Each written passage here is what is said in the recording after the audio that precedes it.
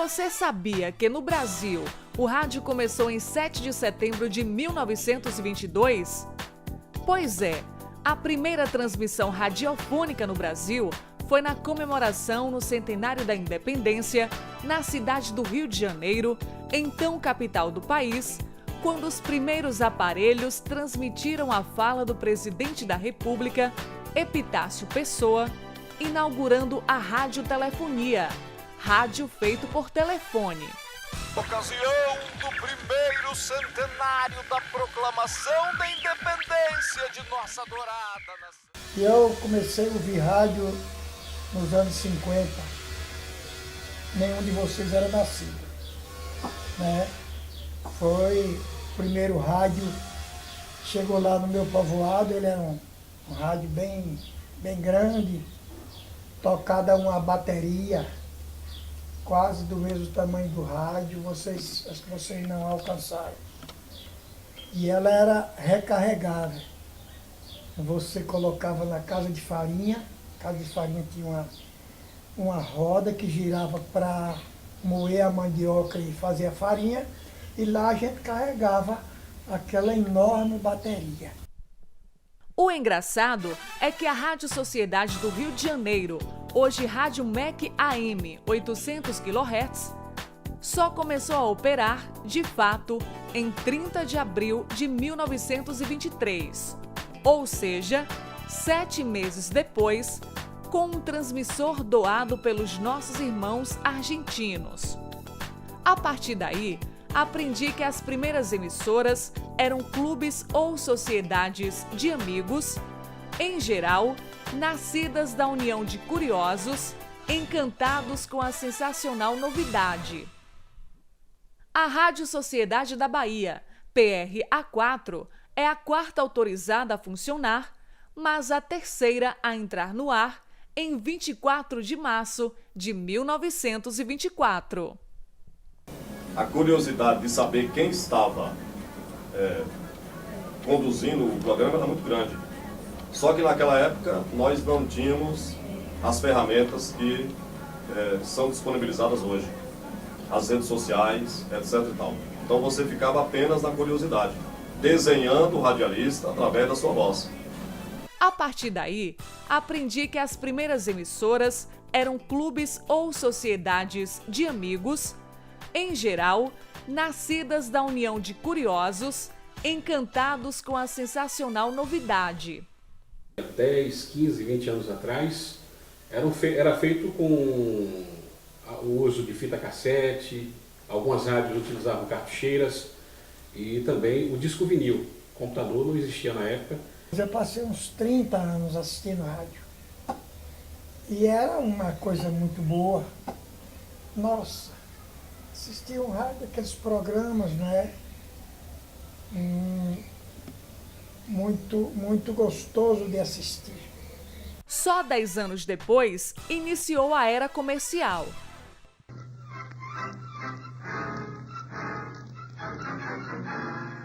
Pânico, senhores! A bomba atômica no mundo dos insetos. DETEFON. Novo e poderoso inseticida à base de DDT e rotenona. DETEFON. Até então, não havia nem propaganda, nem anúncios comerciais. Um decreto da Presidência da República autorizou as emissoras de rádio a ter anúncios e propagandas em apenas 10% da programação. Em 1958, transmitiu-se pela primeira vez um jogo da Copa do Mundo, quando o Brasil se sagrou campeão mundial e o rádio se populariza. A década de 40 fica conhecida como a Era de Ouro do rádio. Bola longa para a área brasileira. Fica na esquerda agora com Orlando. Orlando para Pelé. Pelé domina no peito de calcanhar para Zagallo. Zagallo prepara-se, tem Pelé. Levantou, Pelé entrou de cabeça para o ar. O rádio é uma ferramenta indispensável, é até de certa forma óbvio dizer, para o funcionamento do comércio de modo geral. É a ferramenta que mais tem afinidade com o público de uma forma mais ampla e especialmente com a grande massa, né? É o instrumento de comunicação que hoje as pessoas ainda ouvem. Essa tecnologia de 7, 8 anos para cá, com o uso do computador, facilitou em muitas coisas. Hoje você não tem que estar procurando a música para colocar no ponto, hoje você já tem música no ponto correto, através dos softwares que é utilizado por diversas áreas. Mas, ultimamente, eu assisto pouco. Até o futebol, que eu gostava de assistir pelo rádio, eu assisto mais na TV. Como o brasileiro é amante do futebol, a partir da transmissão dos Jogos da Copa, a popularidade dos mundiais aumentou significativamente o número de emissoras, saindo de uma para mais de 50 rádios. Na década de 20, foi ao ar a primeira transmissão.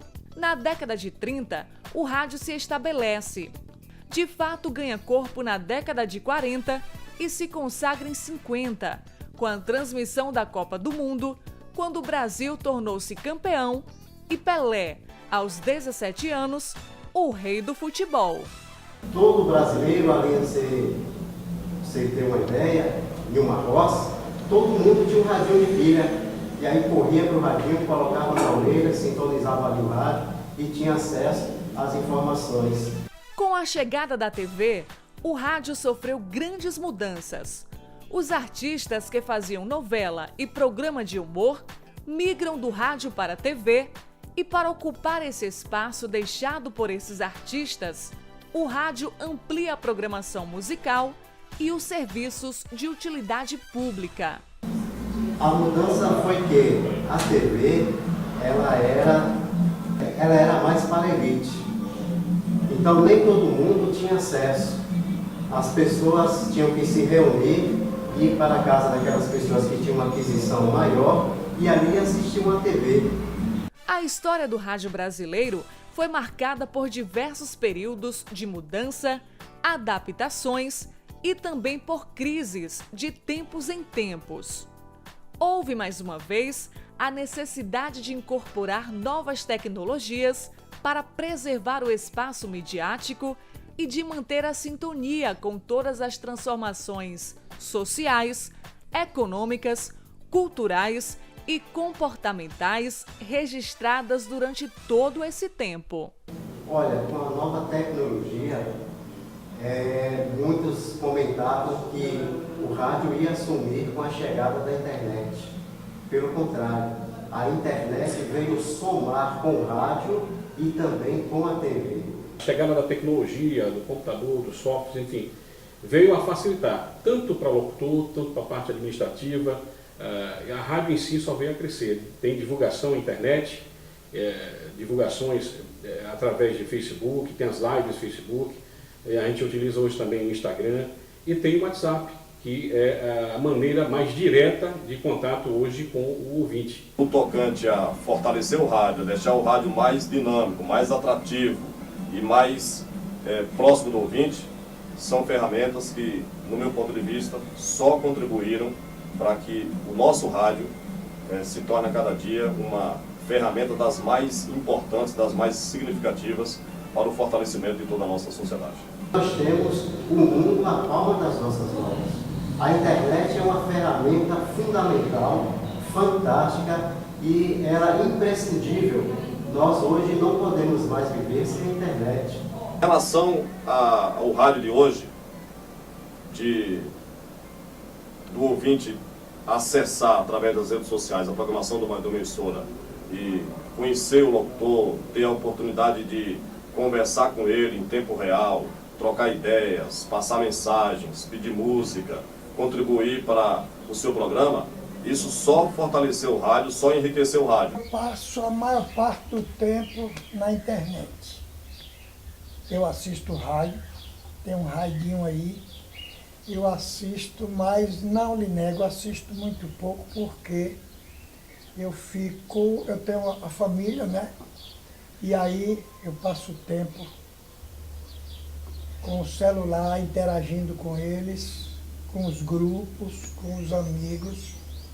Mas de vez em quando eu pego no radinho e assisto. Eu acho que o rádio nunca vai morrer, porque nós temos uma relação até que eu diria de afeto, né? As pessoas têm uma relação de afeto com o rádio, tanto por sua utilidade, né, na prestação de serviço, ao levar alguma informação de utilidade, seja qual for o modelo que seja utilizado pelo rádio, mas há uma relação de afeto, de carinho. O público do brasileiro tem uma relação de carinho, é afetuosa. Você passa na rua, ainda hoje, com esse avanço enorme da internet, você vê pessoas com o rádio no ouvido. Agora, em relação àquela mágica da curiosidade, daquela cortina que acabava escondendo o autor, eu acho que acabou quebrando esse elo que era formidável. Em todos os momentos de crise ou de transição, sempre se discutiu acerca do futuro desse veículo pioneiro e popular de comunicação de massa. Observamos, portanto, como o avanço tecnológico influiu na trajetória do rádio para melhor. Hoje, isso ocorre ainda, com mais intensidade, já que as novas tecnologias da informação e comunicação tornaram o ouvinte cada vez mais exigente e participativo na programação, como revelaram os números apresentados por institutos de pesquisa. O rádio continua com grande aceitação popular, independente de qualquer avanço tecnológico, que ele absorve para continuar crescendo. Uma rádio é composta de transmissores, equipamentos de áudio e profissionais em diversas áreas. Sem dúvida, por melhores que sejam os aparelhos que compõem a emissora, de nada valeria a pena sem a presença do radialista. O radialista é a alma do rádio. Você tem um trabalho dos radialistas que interage com o povo, né? Tem uma programação um pouco mais agradável, porque além de passar a música, de passar o locutor interage bem com o povo.